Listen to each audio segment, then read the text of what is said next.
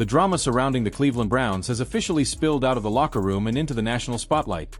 And this time it is not just fans or analysts raising alarms. This moment feels different. This feels like a line being crossed. When a longtime Browns insider suddenly finds herself publicly called out by a Hollywood heavyweight and then quietly corrected by one of the most respected football minds of this generation, it stops being internet noise and turns into a credibility crisis. What is happening right now between Mary Kay Kitt, Jamie Foxx, Coach Prime, and the Browns organization is not about gossip or clout. It is about narrative control, truth versus access, and who really deserves credit for the rise of one of the most compelling young quarterbacks in the NFL. Mary Kay Kitt has covered the Browns for years.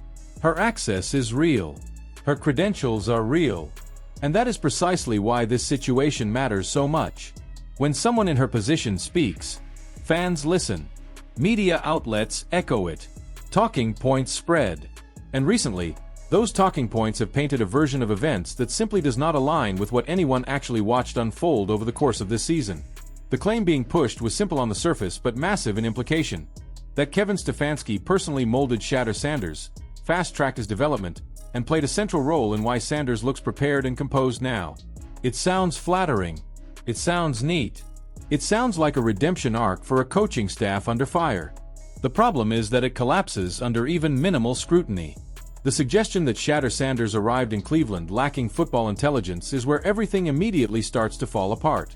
This is a quarterback raised by Deion Sanders, immersed in elite-level football culture since childhood, trained relentlessly in film study, mechanics, and defensive recognition long before the NFL ever came calling. This is a player who already demonstrated advanced command of offensive systems at the college level, who routinely diagnosed defenses pre-snap, and who thrived under pressure. To suggest he entered the league as some raw project scrambling to catch up intellectually is not just misleading. It is insulting. What truly ignited this firestorm was the attempt to rewrite the timeline.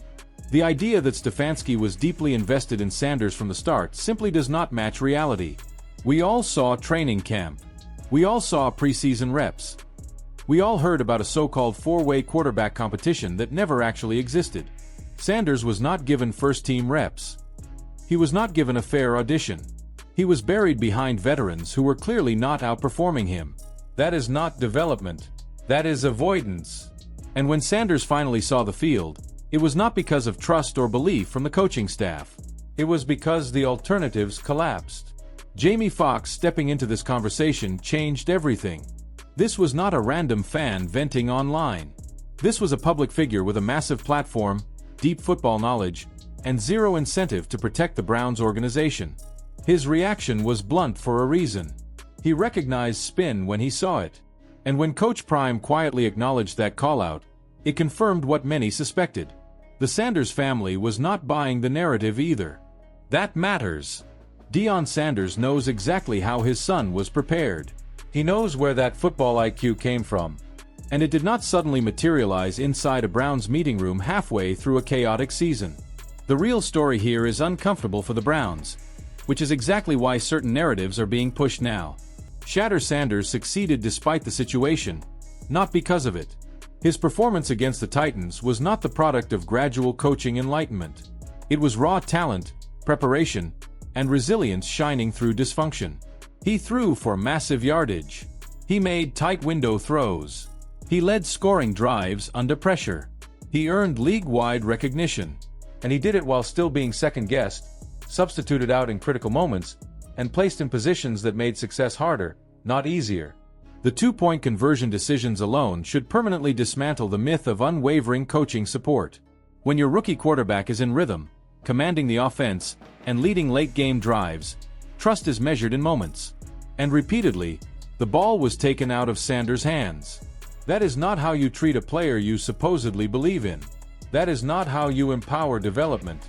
That is how you hedge, hesitate, and protect ego. What makes this situation even more damaging is the timing.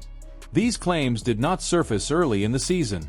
They emerged after Sanders exploded onto the scene, after national voices questioned Stefanski's decisions, after fans demanded accountability. This feels less like honest analysis and more like damage control, an attempt to retroactively assign credit in order to soften criticism. But football does not work that way. You cannot erase weeks of mismanagement with a few carefully worded explanations once the truth is already on film. This is why so many fans feel vindicated right now. They saw the gap between what was happening and what was being reported. They questioned why Sanders was not playing sooner. They noticed the inconsistencies. And now, watching Jamie Foxx and Coach Prime implicitly reject the official narrative, they know they were not crazy. They were paying attention.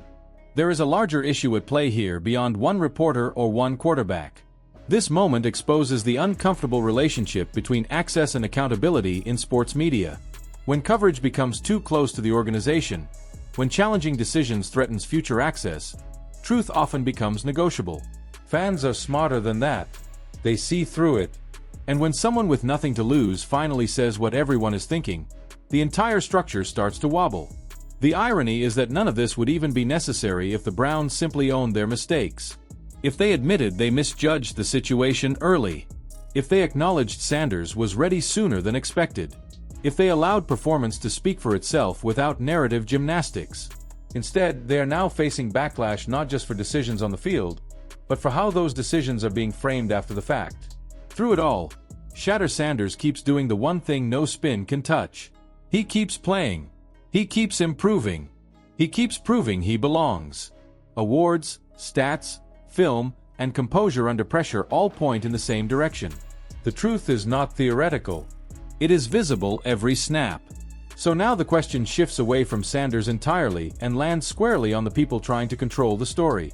Do they course correct and regain trust, or do they double down and hope the noise fades? Because once credibility cracks, it rarely heals quietly. Now it is your turn. Do you believe Mary Kay crossed the line trying to reshape this story, or was she simply protecting her sources? Does Jamie Foxx stepping in validate what fans have been saying all season? And do you think the Browns are being honest about how Shedeur Sanders was really handled? Drop your thoughts in the comments and let the conversation breathe. If you want more deep, unfiltered breakdowns that cut through the PR fog and focus on what actually happened, make sure to like this video, subscribe to the channel, and turn on notifications. This story is far from over, and every new chapter is exposing more than the last.